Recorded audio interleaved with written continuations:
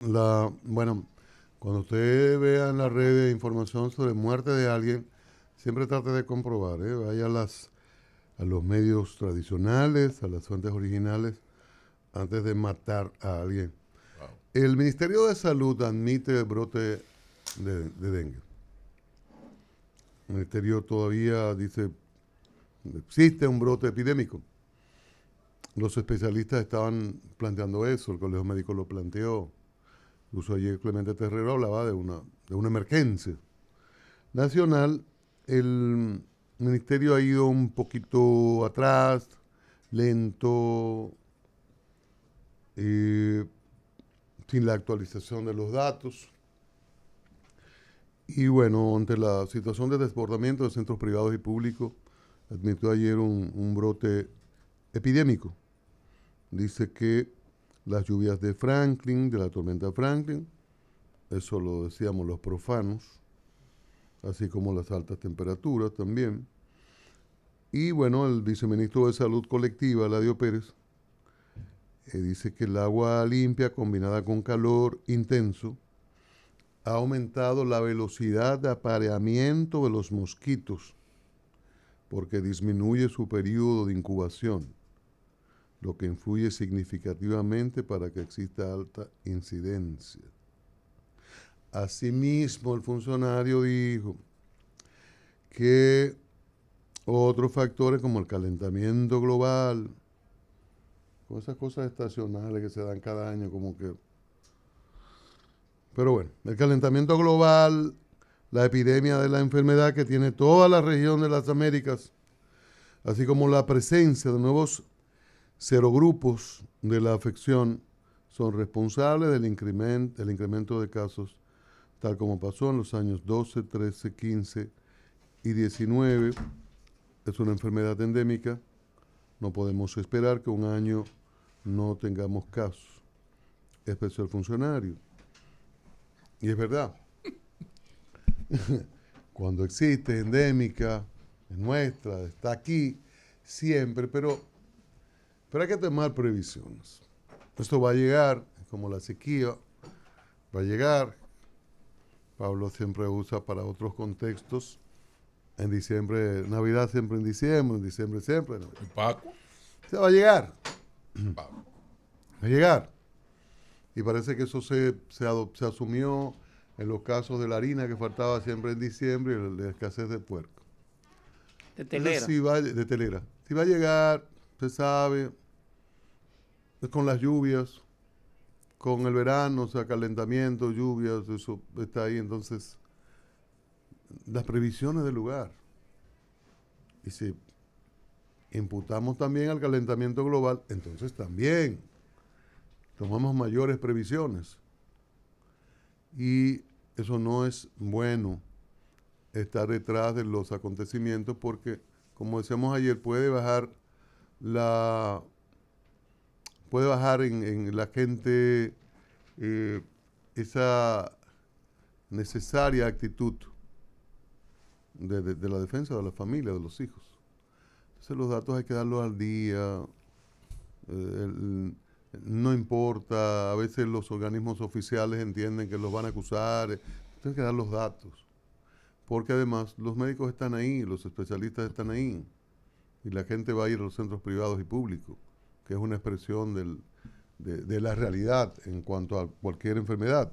Si hay poca gente en los hospitales, usted no puede decir que hay un desbordamiento de dengue o de otra cosa. Ahora, si están desbordados los hospitales, que un epidemiólogo está llamando a lugares como médico, que en alguna medida tiene Lugares privilegio, privados. sí, lugares privados, tiene la mayor posibilidad de que, si ven por aquí fulano, ven, lo interna. Está llamando al lugar y llama a uno, al otro, al otro, al otro, al otro. Y el reportaje de medios confirma que no hay accesos. Entonces hay una situación. Entonces, no hay que esperar hasta ahí, hasta el extremo, con datos retratados para ahora admitir Claro. un brote epidémico. Y solo brote. Los médicos están hablando de epidemia y de una situación de emergencia nacional. Bueno, uno tantas veces lo ha repetido aquí, el asunto de, caramba, dame información, porque si no me das información en la época de las redes sociales, yo me las voy a inventar como ciudadano, pero la oposición no es que se la va a inventar, no. La oposición se la va a inventar si tú no se la das, le va a poner cocorícamo y te va a tirar a matar. La sabiduría popular lo expresa mejor que los científicos sociales cuando dice, dale valor a lo tuyo, lo que tú hagas presea que desde que la gallina pone de una vez lo cacarea. Entonces los funcionarios tienen que seguirle los pasos al presidente. ¿Dónde estaba el presidente Abinader ayer? O en Pedernales, o cacareando su asunto, porque él sabe que un proyecto, él ha apostado a Pedernales, ha apostado a Montecristi, entonces tiene que defender, pasar, transmitir, compartir toda la información positiva que él tenga de sus proyectos, pero de igual manera los funcionarios tienen que tomar esa línea de no esperar que sea la oposición o los gremios los que le marquen la pauta. Si está pasando esto con el dengue, que hasta la OPS ha aclarado que en este año se han registrado más casos que nunca antes, casos de dengue, hablo. Entonces, uno ayer le decía qué importante sería que el ministerio dé la cara periódicamente y haga lo que hizo ayer. Entonces, la sugerencia yo la reitero. Todas las ¿Por qué no lo hace 2 o 3 meses antes de cuando vengan las lluvias?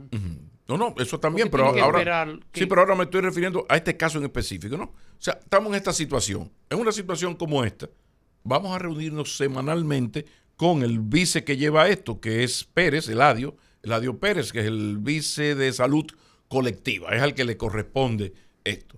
Bueno, señor Eladio, hágase acompañar de los directores que tienen que ver, incluido el de epidemiología, por supuesto, y todos los miércoles o los lunes, cuando ustedes lo consideren, vamos a dar la cara y a aplicar, a dar los datos, los buenos y los malos, porque ya eso desmonta, relativamente tranquiliza de alguna manera a la población, porque el manejo de la información, incluso negativa, el manejar la información oficial, ayuda mucho. Entonces, de repente, gracias a ese encuentro de ayer, ya Cristian presentó algunas informaciones, pero yo tengo otras. Por ejemplo, de los 6.101 casos registrados, hasta ahora, 3.810 presentaron signos de alarma.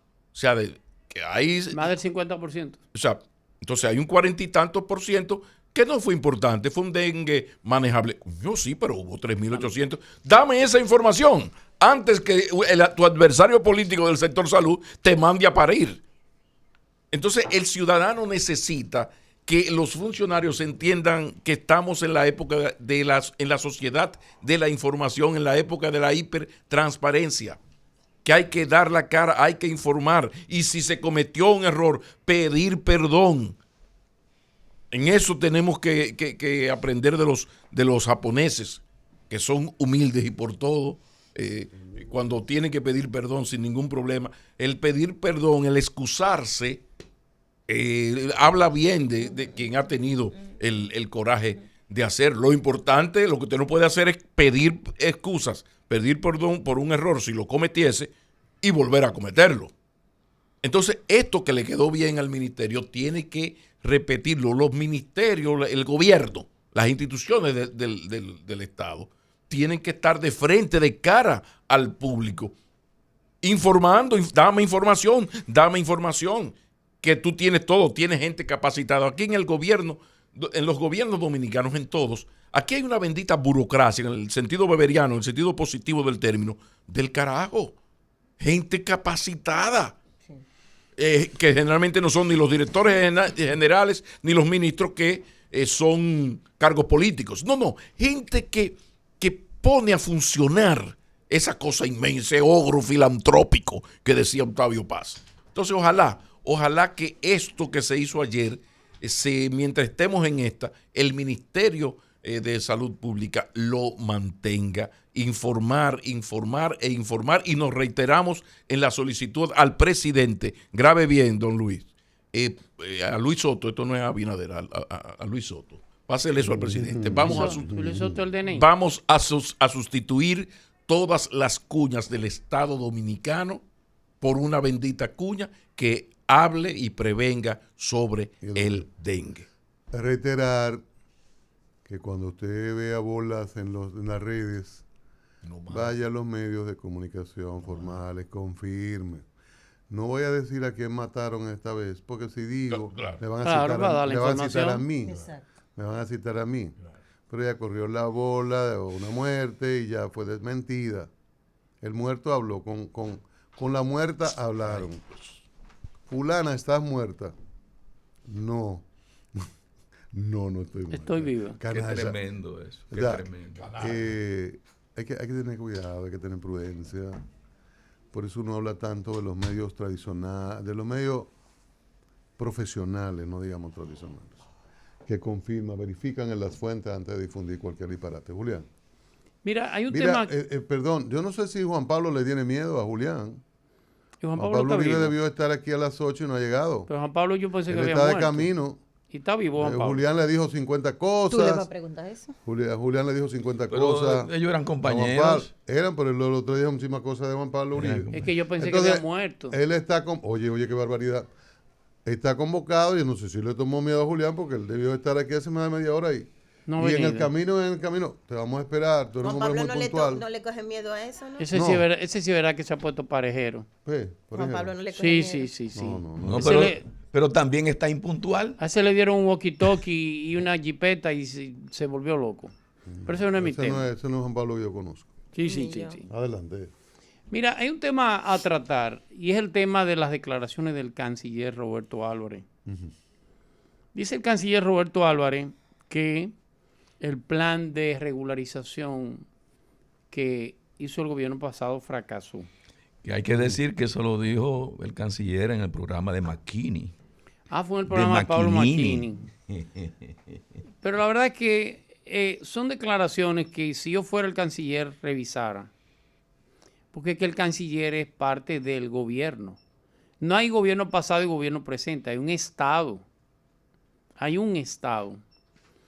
El plan de regularización buscaba fundamentalmente, y hay que decirlo, parte a partir de esa sentencia de la 168.3, por cierto, a la 13, a la que el canciller en aquel entonces, delegado de República Dominicana ante la Organización de Estados Americanos, renunció en ese entonces. No sé si tú recordarás. Claro. Se estableció el plan como una manera como un mandato de esa sentencia y de esa revisión constitucional. El plan de regularización puede ser malo o bueno, pero es un plan hecho por el Estado. No es este gobierno que le luce decir fracasó. Si hay algo que está mal, ese plan corríjalo. Claro, ¿en qué consiste el plan de regularización? Consiste en haitianos que tienen arraigo en el país, que tienen 10, 15 años, 20 años, sobre todo en la zona cañera, y que nunca pudieron sacar papeles, darle una residencia provisional primero y luego una residencia definitiva. ¿En qué consiste eso? Por ejemplo, los haitianos que trabajan con Chico Arias en su finca, son varios, tienen 20 años con Chico. Chico hace una carta y recomienda que esos haitianos tienen 20 años en su finca. ¿Qué le pide? Primero, Interior y Policía le dio un plazo para que ellos llevaran todos los papeles que le hacían ese arraigo. Pero el primer papel tiene que ver con su pasaporte o con su acta de nacimiento de Haití. ¿Qué ha hecho Haití de manera maliciosa y perversa, como ellos lo hacen todo? El Estado haitiano dijo, no le voy a dar papel a ninguno. Y es peor aún, cobraba hasta $1,000 y $2,000 a esos haitianos para darle un pasaporte o darle un acta de nacimiento. Y eso ha hecho fracasar en cierto sentido el plan, que no avance, porque cuando tú no completas la ficha no te sale la residencia. ¿Está claro? Lo que tú tienes con una hoja, que por cierto es un escáner, fíjate haitianos que le enseñan a la policía un escáner diciendo, no, mira, yo estoy en el plan. Y cuando lo escanea no es la persona. Es un plan que no ve otra alternativa que no sea que lo que se inscribieron en ese plan tú termines de depurarlo. No estoy hablando de darle residencia a todo el que se inscribió. Todo el que cumpla con el proceso se termine de dar y el resto entonces usted lo saca del país. Pero quedarse en un intermedio y decir el plan no funcionó, ¿qué vamos a hacer? Vamos a hacer algo nuevo y a legalizar lo que están aquí. Creo que es una declaración que las que ha dado el canciller me lucen fuera de tono. Mira, Pablo salió en este momento. Me hubiese gustado que estuviese aquí. Porque ese tema es muy interesante, muy delicado. Qué bueno que Julián explicó el plan, explicó de dónde proviene. Porque hay un tema en esto. A Julián le faltó decir que la embajada haitiana en Santo Domingo le cobró los cuartos a los haitianos y no le entregó nada. los documentos, le robó a los haitianos. Sí, es cierto. Y no ayudó. Y que aquellos grupos, aquellos que llevaron de brazos en los hombros a algunas personas indocumentadas, algunas personas con problemas para la regularización. Cuando vino el plan no ayudaron a nadie, no ayudaron a la Así educación, es. no exhortaron, no Totalmente de establecieron acuerdo. lugares para ayudarlos, simplemente para Para ayudar. orientar. No lo hicieron. La Junta se gastó una fortuna. Casi 2.000 millones La de Junta pesos. de Roberto Rosario. No, y Y a Interior y Roberto- Policía. y Interior se sumó, pero los cuartos primeros salieron de la Junta. Interior se sumó. Y qué bueno. Y Interior también hizo un importante trabajo. Creo que estaba Monchi Faul cuando eso. Pero ¿qué ocurre? Que esos grupos no ayudaron. Haití no ayudó. Sí. Roberto Rosario terminó perdiendo la visa. Ya, se Por la por un cancelaron en la exabrupto- oficina. Por un exabrupto del embajador de entonces, Wally Brewster, que ahora creo que es lobista del gobierno dominicano. El embajador no, la embajadora. Eh, con la complicidad del gobierno de Danilo Medina, que le chubaron los perros a Roberto, y dijeron, le dijeron al embajador, esas son vainas de Roberto. Al otro día estaba el embajador Brewster en Cancillería y le estaba el canciller Vargas mostrando las diferentes dependencias, como quien dice, aquí no ha pasado nada, le puedes quitar la visa a un importantísimo funcionario del Estado Dominicano y no importa.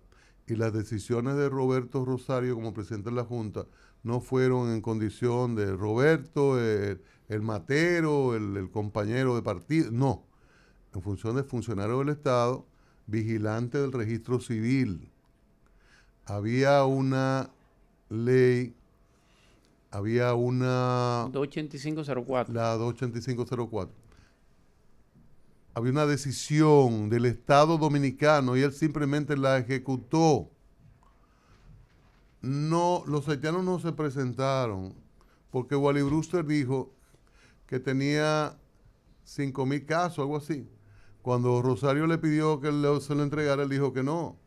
No, yo no confío en usted, Roberto, ni yo en usted, deposítenlo. Abrieron una oficina en Cancillería y los cuchumil haitianos que decían nunca aparecieron.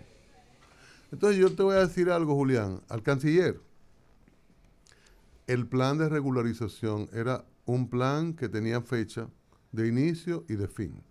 Claro. Se dio una prórroga después de eso. Después se dio prórroga. Se pueden completar procesos de las personas inscritas, pero eso de abrir o reabrirlo, que es una presión del a eso que me gobierno refiero. de los Estados Unidos. Es un error. Es una presión del gobierno de los Estados Unidos. Eso de reabrirlo es un invento Estoy totalmente de acuerdo. peligroso, delicado, porque el plan tenía fecha.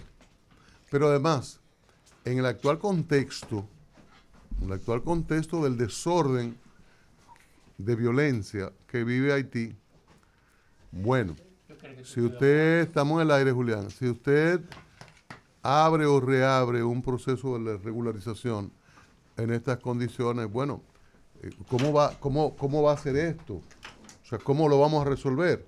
Porque de Haití hay muchísima gente huyendo para este lado y de repente podría provocar una estampida. Es muy delicado. Nosotros estamos trabajando en sellar la frontera, en cerrar la frontera. Se está construyendo un muro que es muy costoso para el presupuesto dominicano y hay una serie de medidas de contención. Entonces, en este momento, usted hablar de abrir o de reabrir un proceso de regularización que tuvo fecha de inicio y de cierre, y que cuando pasó una semana de aquel exabrupto del embajador Wally Brewster, los medios de comunicación mandaron reporteros a Cancillería, que fue donde se abrió la oficina para que se fueran a registrar. No aparecieron 10 haitianos. Aquello que alegó Brewster de que es que no se lo impedía. Mentira.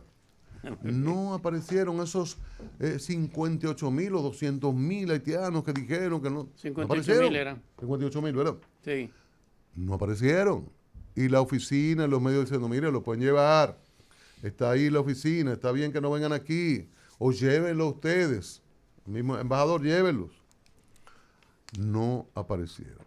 Por Entonces, eso que digo que es imprudente abrir un plan de nuevo. es imprudente. Complete el que completó y retomándolo para su casa. Es un error, es muy peligroso.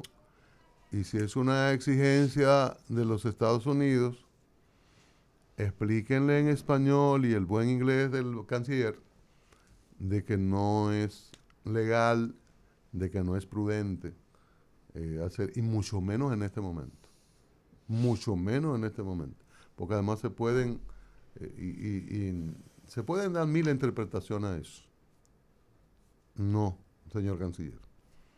Sería un gravísimo error. Vamos a hacer un corte ahora porque Juan Pablo no le tenía miedo a Julián y se presentó por aquí y tiene los guantes puestos y yo está estoy feliz a que echar el play. me habían dicho que se había muerto y yo dije, ¿cómo va a ser? Oh, pero mató, pero es una cosa horrible. Y triste que me puse. No, Todos le dijimos. Pero todos le dijimos que no en el aire, lleno de vida y con más vida que no voy a nunca. decir nada. Pero él, a su amigo, lo mató en el aire. Pero Juan Pablo viene a la revancha. Señores, además vamos a tener aquí, vamos a disfrutar de una entrevista, pero de un gran debate. Ay, Dios. Vamos a debatir. Él está anunciando. Porque hay unas situaciones históricas ahí que Julián tiene unos enfoques medio peligrosos. Muy peligrosos. Él sabe muy bien, pero tiene unos sesgos muy peligrosos. Que Juan Pablo lo va a poner en orden, en línea. Vamos a comerciales. Una apuesta por la radio